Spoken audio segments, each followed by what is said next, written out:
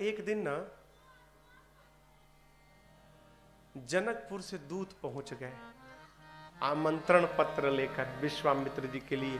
महाराज का आमंत्रण है आपके लिए।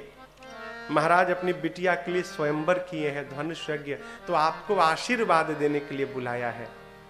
राम जी से गुरुदेव ने कहा, राम एक यज्ञ की रक्षा तो आपने कर दी, एक दूसरा शुरू होने वाला है, चलेंगे? जो गुरु जी आज्ञा हो। बाबा कहते हैं, धनुष यज्ञ सुने रघुकुल नाथा, हरषि चले मुनि वर के साथा।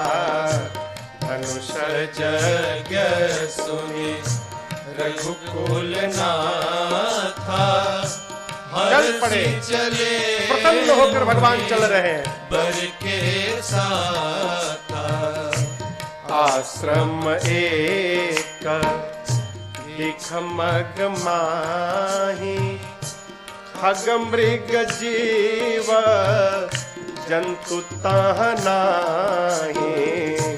आश्रम एक दिख मग माही, खग मृग जीव जंतु तह नाही। राम जी पूछा मुनि शिला प्रभु देखे, पूछा मुनि शिला प्रभु देखे, सकल कथा मुनि कहा विषेके। सकल कथा मुनि कहा विषेके, सकल कथा मुनि कहा विषेके। धनुष यज्ञ सुनकर राम जी हर्षित होकर चले। चलते चलते अचानक एक जगह रुक गए। आश्रम दिखाई पड़ा। गुरु जी से पूछे, गुरुदेव ये ऋषि आश्रम सी कोई पुण्य थली, पर आज लगे उजड़ी उजड़ी। यहाँ पर नर नारी नहीं पशु पक्षी होना। देखिए सुनसान दशा बिगड़ी बिगड़ी, तरु सूखे लता फल फूल बिना, गति जानन की उत्कंठा बढ़ी। कहिए गुरुदेव कृपा करके, यह कैसी शिला मगमाही पड़ी। सब पूछा गुरुदेव। देखने से तो ऐसा प्रतीत होता है किसी ऋषि का आश्रम है, परंतु यहाँ न कोई पशु, न कोई पक्षी, न कोई नर, न कोई नारी, और देखिए ना वृक्ष सूखे हैं, लताओं में हरियाली नहीं है प्रभु। और प्रभु गुरुजी ये बीचों बीच ये शिला कैसी है यहाँ पर? ये कैसी शिला है गुरुदेव?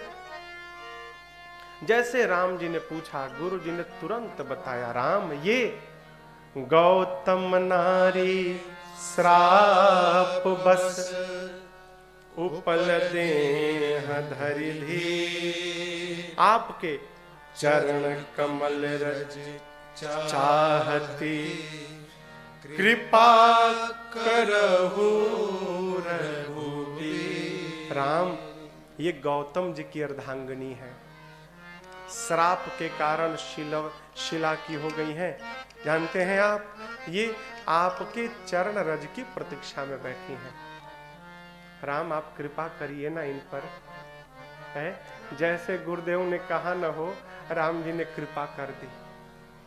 जैसे चरण रज का स्पर्श कराया, अहिल्या जी खड़ी हो गई। बाबा कहते हैं, परसत पद पावन, शोक नशावन, प्रगट भई तप पुंज सही, देखत रघुनायक जन सुखदायक। लायक सन्मुख होई कर जोरी रही अति प्रेम अधीरा पुलक शरीरा मुख नहीं आवई बचन कही अतिशय बड़ भागी चरण लागी जुगल नयन जलधार। भगवान ने जैसे चरण रज का स्पर्श कराया अहिल्या को, उठ के खड़ी हो गई। पता था राम के चरण रज से मोचन है। विश्वामित्र जी और लक्ष्मण जी थोड़े पीछे खड़े थे। अहिल्या खड़ी भई, नेत्र खोला, सामने राम जी। पूछती हैं आप ही न राम हैं? बोले हाँ है। केवल राम सुनकर न हो, इतना प्रेम उमड़ा, शरीर का एक एक रोम पुलकित हो गया, पूरा शरीर कांपने लगा। प्रेम के कारण मुख से शब्द समाप्त हो गए। जब मुख बंद भया तो नेत्र प्रारंभ भया, झरझर आंसू गिरने लगे। कुछ नहीं बोल पाई ना, अधीर होकर भगवान के चरणों में लौट गई। जुगल नयन जलधार बही, मानो भगवान के चरणों पर गिरकर और अपने आंसुओं से भगवान के पांव को धोने लगी अहिल्या। भगवान ने उठाया, राम जी ने अपने हाथ से अहिल्या के आंसुओं को पोंछा। कहा कुछ कहना चाहती हैं? अहिल्या जी ने कहा प्रभु एक बात। जगत वाले कहते हैं प्रभु कि मेरे पति ने मुझे श्राप दे दिया। मैं कहूं प्रभु ये गलत बात है, ये गलत है। मेरे पति ने मुझे श्राप नहीं दिया। प्रभु मेरे पति ने मेरा उद्धार कर दिया है। आज पता चल रहा है यदि मेरे पति मुझे श्राप न देते तो आज अहिल्या के सामने राम आकर खड़े ना होते। जिस श्राप ने आपका दर्शन कराया वो श्राप है कि मेरा उद्धार है। कहती हैं मुनि श्राप जो दीन्हा अति भाल कीन्हा परम अनुग्रह मैं माना देखे भरी लोचन हरि भवमोचन इहै लाभ शंकर जाना। कहते प्रभु मैं मति से भोरी हूं, मंदमती हूं, मांगने नहीं आता। लेकिन एक बात कहे प्रभु, मैंने देखा है प्रभु भंवरा न कमल के पुष्प के चारों तरफ घूमता रहता है। क्यों? उस पुष्प में जो रस है ना, उस पराग को लेने के लिए भंवरा दिन रात वहीं घूमता रहता है। राम जी बोले हाँ सही बात है। तो अहिल्या जी कहती प्रभु मैं चाहती हूँ ना, देख दुनिया वाले कहते हैं कि आपका जो पद है ना वो कमल का पुष्प है ना, और यदि आपका पद कमल का पुष्प है तो उस पद का प्रेम ही उस पुष्प का रस है। यदि ये सत्य है ना प्रभु तो एक काम करिए, आज के बाद इस अहिल्या के मन को आप भंवरा बना दीजिए नाथ। जिस प्रकार वो भंवरा दिन रात कमल के पुष्प के चारों तरफ घूमता है, मैं चाहती हूं आज के बाद मेरा मन आपके पद को छोड़कर कहीं न जाए। ये वही पद है जिनसे गंगा निकली,